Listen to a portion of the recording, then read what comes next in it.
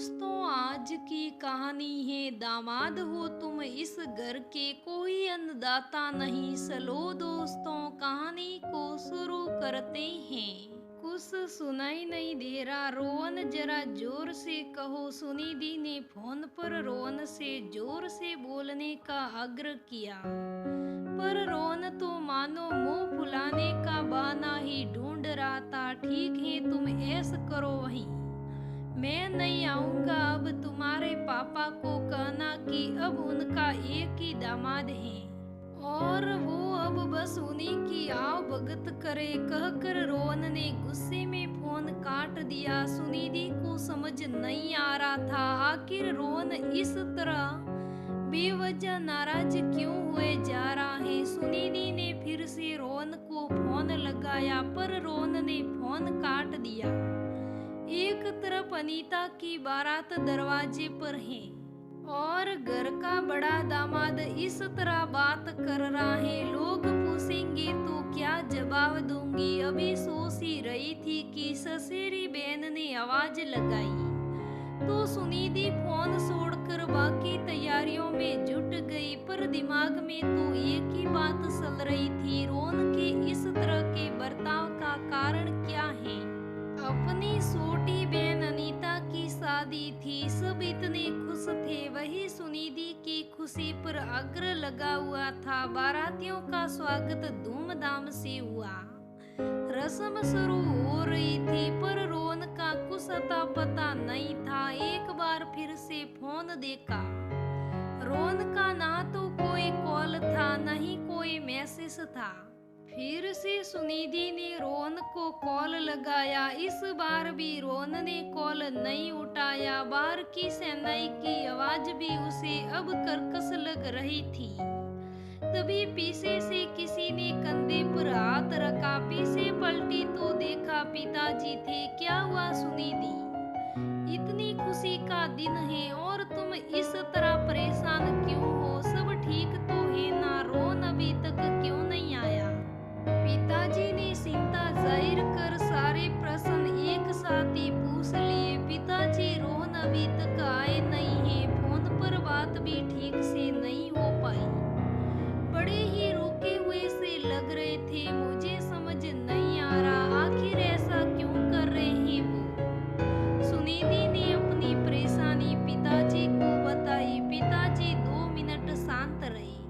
बेटी, शायद मैं जानता हूँ सुनिधि, दामाद जी क्यों नाराज हैं। उस दिन जब अनीता के ससुराल वालों के यहाँ हम गए थे दामाद जी के साथ, तब वहाँ अनीता की माँ ने सभी को उपहार दिए थे, पर दामाद जी को कुछ नहीं दिया था क्योंकि वहाँ जाने का प्रोग्राम दामाद जी का देरी से हुआ था।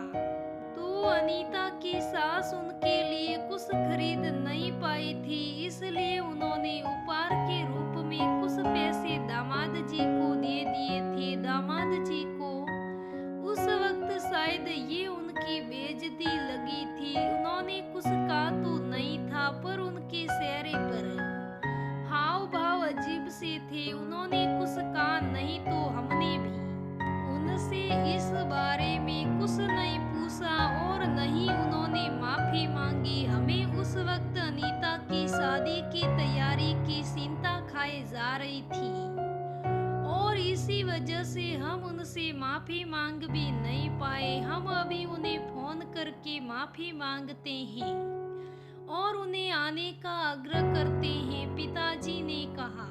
रोहन इस तरह का इंसान भी हो सकता है, सुनिधि ने सोचा नहीं था। पिताजी की बात सुनकर रोहन पर गुस्सा भी बहुत तेज आ रहा था, पर एक बार रोहन से भी बात स्पष्ट कर लेना चाहिए समझा। नहीं पिताजी, आप ऐसा कुछ नहीं करेंगे, आप शादी के काम देखिए, कुछ देर में मिलती हूँ आपको, कहकर फोन लेकर सुनिधि छत पर चली गई। वहीं से रोहन को फोन लगाया, रोहन ने इस बार भी फोन नहीं उठाया तो एक मैसेज कर दिया, जहाँ भी हो तुरंत फोन करो, बहुत ही जरूरी बात करनी है। 10 मिनट बाद रोहन का फोन आया।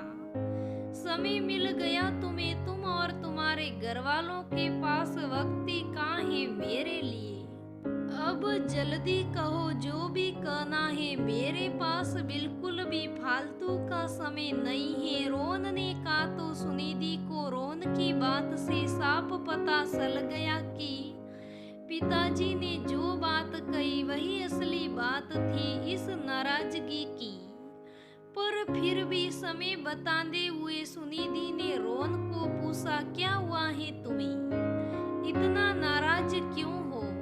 इतना सुनते ही रोहन ने पिताजी की कही सारी बात फिर से दोहराई, साथ ही यह भी कहा कि तुम्हारे घर वालों को अक्ल नहीं है कि घर का दामाद हूँ तो मुझसे माफी ही मांग ले। जो हुआ उसके लिए। इतना सुनते ही सुनिधि, जो अभी तक रोहन को सही समझकर उसे लगातार फोन किए जा रही थी, उसे मनाने के लिए उसका समय टूट गया। उसे विश्वास नहीं हो रहा था कि रोहन इतनी छोटी सोच वाला होगा जो एक संद से ऊपर ना मिलने के कारण खुद की बेइज्जती समझे और पिताजी द्वारा माफी की उम्मीद कर रहा हो, जबकि इन सब में पिताजी की कोई भी गलती नहीं थी। रोहन, ये तुम क्या कर रहे हो, एक ऊपर ना मिलने की वजह से तुम इस तरह नाराज हुए पड़े हो और पिताजी की गलती ना होते हुए भी तुम उनसे माफी की उम्मीद कर रहे हो, सिर्फ इसलिए क्योंकि तुम इस घर के दामाद हो। जितना तुम्हें यहाँ सम्मान दिया जाता है उतना सम्मान तो तुम्हें अपने घर में भी नहीं मिलता है। इतना सम्मान मिलने के कारण ही तुम सारे दामाद सिर पर चढ़ बैठे हो और इसी वजह से बड़े छोटे का लिहाज भी भूल गए हो। अभी भी पिताजी तुम्हें सम्मान देने के लिए तुम्हारा नाम ना लेकर तुम्हें दामाद जी कहकर बुलाते हैं और तुम उस सम्मान का नाजायज फायदा उठा रहे हो। तुम इस घर के दामाद हो, कोई अन्नदाता नहीं जो हर वक्त सभी तुम्हारी आव भगत में लगे रहे और गलती हो तो कोई भी माफी मांग ले। तुमसे पर गलती ना होने पर भी एक तुझसे ऊपर के लिए घर के बड़े तुमसे क्यों माफी मांगी, उम्मीद भी मत करना आगे से कि बिना गलती कोई तुमसे माफी मांगेगा यहाँ, सिर्फ इसलिए कि तुम इस घर के दामाद हो। जिस तरह मेरे पति की इज्जत है उसी तरह मेरे पिताजी की भी इज्जत है और ये मेरा फर्ज है कि मैं ही दोनों की इज्जत पर कभी आँच नहीं आने दूंगी। तुम्हें आज नहीं आना मत आओ, शायद तो मुझे लेने भी मत आना, मैं खुद आ जाऊंगी। अब रखती हूँ फोन, कहकर सुनिधि फोन रखने को हुई तभी बोला, सुनो सुनिधि, मुझे माफ कर दो, मैं पता नहीं किस ईगो में बह गया था, मुझे अच्छा लगा ये सुनकर कि तुम्हें हम दोनों की इज्जत की परवाह है। मैं अभी आता हूँ, वहाँ दामाद बनकर नहीं, परिवार का सदस्य बनकर अपनी बहन को विदा करने। और दोनों ने आई लव यू कहकर फोन रख दिया। दोस्तों, कुछ अच्छे पति भी होते हैं जो मान जाते हैं, पर पति या दामाद बुरा नहीं होता। तो दोस्तों, कम से कम इस दामाद की तो अक्ल ठिकाने पर आ गई। तो दोस्तों, ऐसी सोच वाले बहुत दामाद होते हैं जो अपने खुद के घर में तो कुछ इज्जत नहीं होती पर अपने ससुराल में बहुत इज्जत साते हैं। अरे भाई, ऐसा व्यवहार क्यों करते हैं, वह भी तो अपना ही परिवार होता है, एक परिवार के सदस्य की तरह ही रहना चाहिए। यहाँ ऐसा वैसा कुछ नहीं, मैं इस घर का दामाद हूँ, वो हूँ, ये हूँ, ऐसा कुछ भी नहीं करना चाहिए। तो दोस्तों, ये आज की मेरी कहानी कैसी लगी मुझे कमेंट करके ज़रूर बताइएगा। अगर कहानी अच्छी लगी तो लाइक करना, शेयर करना, मेरे चैनल को सब्सक्राइब करना। धन्यवाद दोस्तों, फिर मिलेंगे अगली कहानी में।